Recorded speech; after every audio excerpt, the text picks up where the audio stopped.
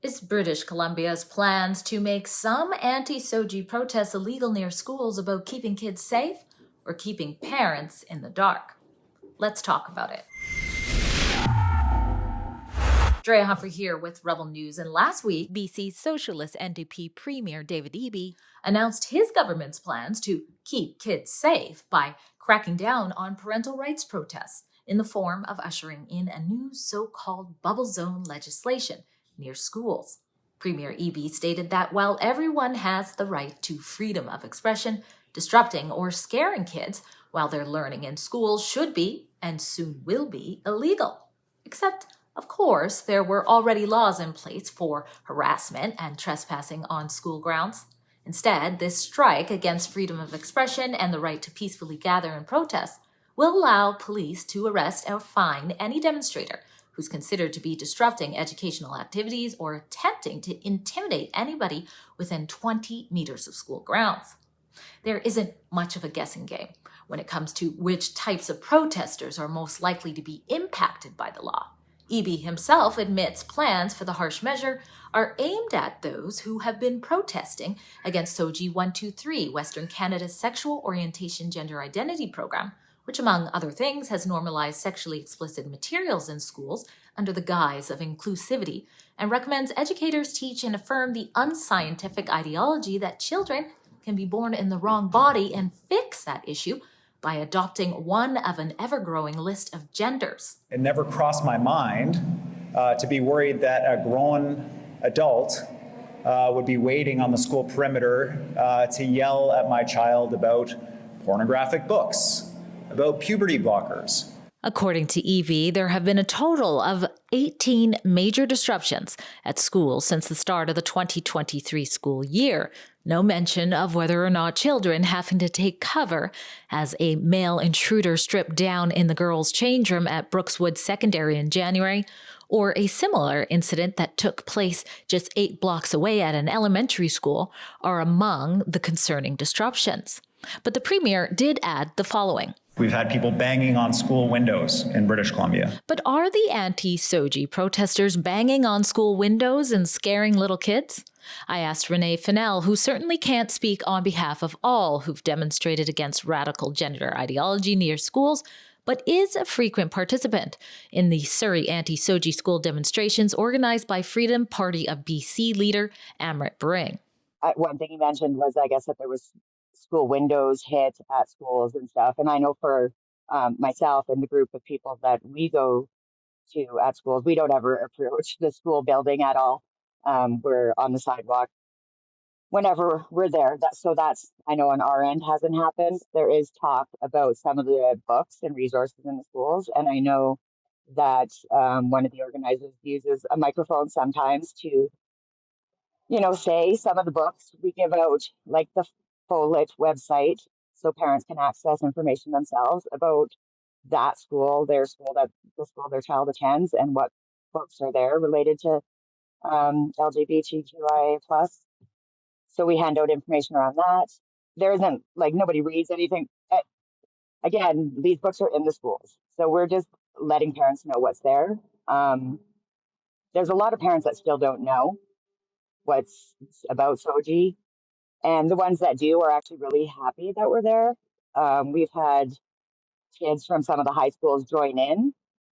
And actually then the teachers try to make them go back onto the school grounds after school. And they're like, well, no, right? So, I don't know what happened after that, but you could tell that the teachers were frustrated that some of the students did join in and said that they're just tired of it being rammed down their throat with some of the things that they expressed to us.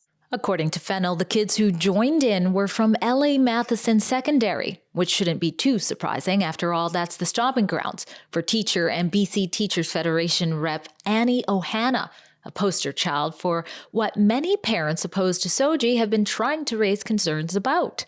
Where I make a strong line is, to me, based on my cultural background, I do believe gender is a spectrum. I do believe there are different orientations, okay? And yes, consent matters, right? So that also is but at the end of the day, if a book says that there are different genders, I do believe that belongs in a school. I have white passing privilege. I kind of use it to my advantage, but other people don't have those advantages. Among many things, Ohana doesn't just assert that what many consider to be gender-confusing materials are necessary for your child's education. She has also found it appropriate in the past to invite students to welcome a deceased trans prostitute named January Spirit back into the school, and then watch a documentary about January that suggests that selling your body is just a simple means to getting what you want in life. Yes, some of us do choose to partake in survival sex work, but there are a lot of other surrounding reasons about why we make that decision and why we feel it's a necessity to help fund the surgeries or the type of things that we need to make us feel comfortable. But you also are on the Share Vancouver board. Yes. But no, sexual indoctrination is not happening in schools, right? Apparently not, according to David Eby, nor even to State Choice Media, which now looking back at it did a hit piece on Ohana that could easily serve as a means to warming up the public into accepting Eby's school bubble legislation.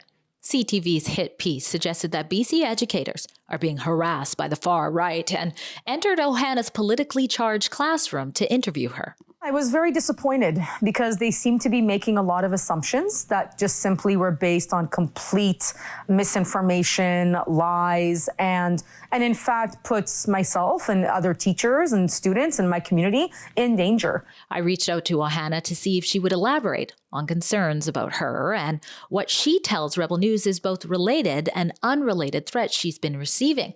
I didn't hear back.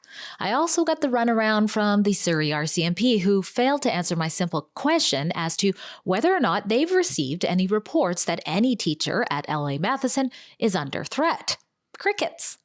I did, however, get a chance to chat with Chanel Fall, a former high school teacher who exposes what many parents would be shocked to learn is happening behind school doors on her social media, and whom CTV says targeted Ohana when in reality she simply shared some of Ohana's own public photos of her own teaching domain with the opinion that Ohana should be fired for influencing kids to adopt her political and personal beliefs. I think she has about 2,500 followers or something like that. And she posts a lot. Like she has, I think, 20,000 posts or something like that. So she's got content for days and days if anybody wants to go see for themselves, which was kind of my goal with this post was like, just go see, like go have a scroll through her post. Is this appropriate or not? Do we want kids to just be seeing one side of things, or do we want teachers who can actually understand multiple perspectives and not just understand multiple perspectives, but have respect for those perspectives and present them in a way that's not biased so that students can come to their own conclusions. So that's my goal in all of this. I'm just genuinely concerned about education and where it's going and what kids are learning and are they learning to think for themselves and what's the future of this country going to look like if all we're feeding them is far left propaganda, which seems to be the case in most schools in Canada right now. We're not indoctrinating anybody. What we're doing is building really strong, empowered citizens that can speak up for themselves. Do you agree? Ohana isn't every teacher. But as we've covered many times over and over at our website called stopclassroomgrooming.com, Ohana embodies the characteristics that the SOGI 123 program encourages educators to take on. Previously, Ohana suggested if parents don't like something, they can just pull their kids out from learning that particular thing. But you can't do that with SOGI.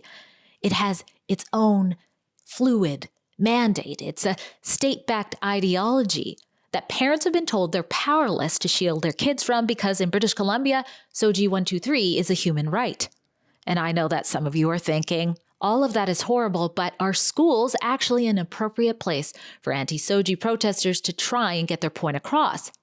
I believe that's a very fair question. Perhaps the school board office or MLA office or even a public park is better. All places these protesters have gathered at before. Another fair question is, how has the government and teacher associations responded to their protests when they did? To shed light on that, I interviewed Carrie Simpson, the founder of a nonprofit organization called Culture Guard, which advocates for parental rights. Simpson was one of the first to sound the alarm about SOGI 123 and was the first to organize a protest about it. Here's what she had to say. You know, Drea, I think this is the beginning of it getting even worse. So, you know, you said the fight about SOGI, we couldn't even tell parents about SOGI. When we would try to rent facilities like the Bell Center, which is owned by the Surrey School Board, they refused to have us, saying that our values didn't align with theirs. Well, sorry, you know, you are owned by the people, and you're denying access to people to bring information to parents. So this goes back to 2016, 2017, when SOGI was first coming into the schools, and we couldn't even tell parents about it. We couldn't hold meetings without them being shut down or threatened, because you had sex activists phoning the church saying, we're going to protest outside your church, and pastors were fearful. My concern at this point now is that what they're bringing into the schools is going to generate a demand, a requirement that there be protests, that whatever they're doing in the schools be stopped. I mean, the other aspect to this is no more kids with cell phones. I can tell you some of the best evidence we have about what's transpiring in the classroom was from kids taking pictures, recording on their cell phones. So how convenient. So Premier Eby, what are you really up to, and what are you doing to the kids is the question parents need to be demanding answers to. Unlike the BC NDP, who thinks the way to address growing calls against SOGI is to dig their heels in and push such parents out of sight and out of mind, the Conservative Party of British Columbia's leader, John Rustad, has pledged to remove SOGI 123 from schools should their party form government this year and replace it with a zero-tolerance anti-bullying approach, which will focus on keeping all kids safe. The issue is around information that's being provided within schools, which seems to be inappropriate, in my opinion. We need to be looking at replacing SOGI, getting rid of it. So what do you think? Will Eby's bubble school zone legislation succeed at silencing the voices of those who oppose SOGI? Or is it just adding fuel to the growing fire that will eventually be impossible to ignore? Drea Humphrey for Rebel News.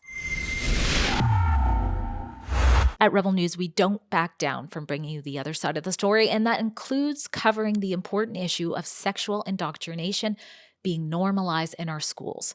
We have a special website where you can find many reports on this subject. It's called stopclassroomgrooming.com. And if you appreciate those reports, please consider chipping in a few dollars to help cover the many expenses involved in making them available for you.